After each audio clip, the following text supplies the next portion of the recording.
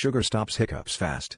Swallowing a spoonful of sugar can stop hiccups instantly, and it's not just an old wives' tale, there's real science behind it.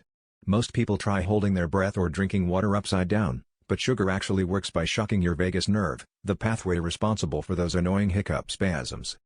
When you swallow dry sugar, the grainy texture overloads the nerve endings in your mouth and throat, interrupting the reflex arc that causes your diaphragm to spasm uncontrollably.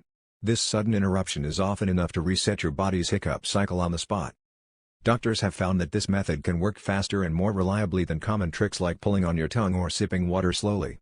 The sweet granules act almost like a reset button for your nervous system, giving instant relief without any weird contortions or discomfort. Next time you're hit with stubborn hiccups, skip the awkward remedies and reach for a spoonful of sugar. You'll be amazed at how quickly it works, and you might just become the go-to hiccup hero in your group.